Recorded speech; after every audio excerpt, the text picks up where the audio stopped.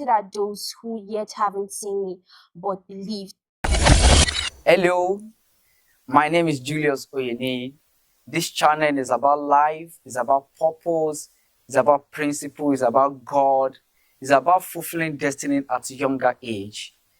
Subscribe to this channel, like, share, and follow so that you can be seeing our amazing video. God bless you as you do so. Also, if you like to give and to support, our candidate is on the screen. God bless you. Now, let's go to the video. Good everyone. So we're going to be talking on a very important topic, or a saying that is on almost everyone's mind, but they have no answer to it, even Christians. At every particular point in our lives, we have asked ourselves this question.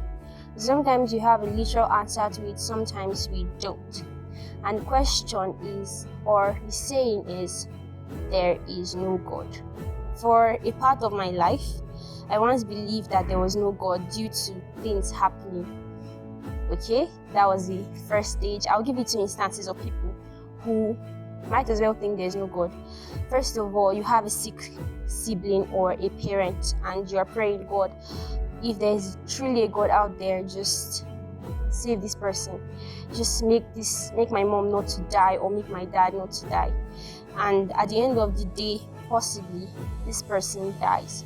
Now, it will be really hard to change that kind of fact, or tell the person that, okay, later on in the future, you tell the person that, okay, there's someone called God. Why? Because what they asked for did not happen. And the second scenario is just when someone just grows up in a family and they don't really believe in God that much. So, what I want to bring about this whole topic is, when you have no proof to show that God exists, show yourself. Okay, I'm going to start by saying this. When Jesus died and he came back, he was talking to Peter, and after a lot of conversation with Peter, he later said, after a lot of conversation with his disciples, he later said, blessed are those who yet haven't seen me but believe. You have seen me. He was telling his disciples that, yes, you have seen me, but yet some of you don't still believe I'm alive. But there are some people who are to come that haven't yet seen me, but yet they believe. Now, in literal instances, there are so many things that happen to us. For example, how the sun rises. If I ask some of us to tell us a literal example of how our brain looks like, I'm not talking about an image that we see in a textbook, how our literal brain looks like, we don't know, but we just know it's there and it's working. We ask ourselves, how is the kidney working? How does blood comes? How does a child who is just go from a toddler to an adult? All these things, we have no literal explanation for them, but yet we believe, yet we think, okay, we just say we work on basics, we work on facts. Science tells us that this exists and we say they exist. None of us even know how we go to urinate. So many things happen and we don't have an explanation for them. But when it comes to the topic of, is there God, we have a lot of things to say. I don't really think there's a God. This isn't really real.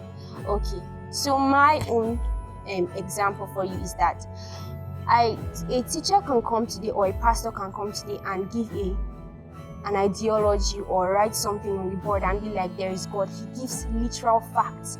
He brings from the Bible, brings from old books, brings from so many things. In fact, if God were to come down right now and say, wow, I'm God, you will still believe. Why? Because there's something missing. I want to go back to the Bible, which says, without faith, no man shall please God.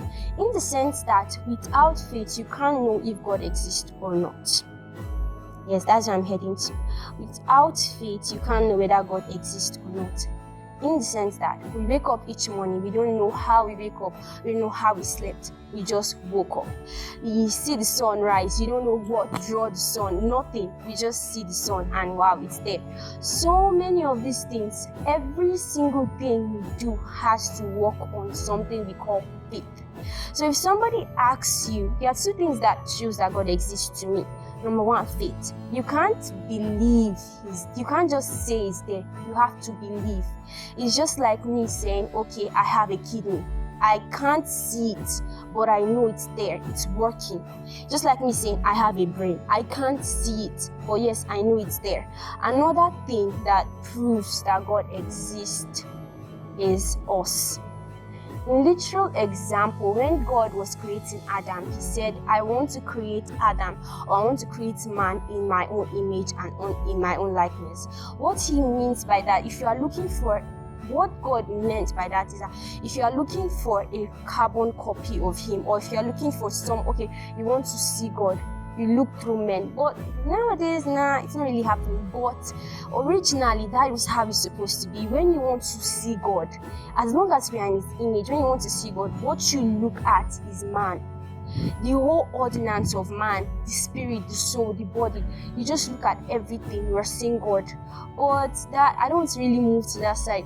So the two instances, or the two ways you can know that God really exists, is number one, I told you, by faith, and number two, by true man. Now these two instances, if I come to explain it in the sense that I want to expatiate and did that, or how I put it, if I want to break down all this, we'll spend a lot of time here. So I want you to know this. Next time you see a question online, or you ask a friend, or you and a friend having a discussion, and the friend asks you, is there really God? The answer to that question, because I know I've had a lot of times people asking that question and I don't know the answer, but the answer to that question is man. The second answer is faith. We don't see things happen. We don't see the sun rise. We haven't seen how the stars are made. We don't see how the day comes, how the night comes, but yet we believe it's there. And that is the same way we can't see God, but yet we believe. Okay?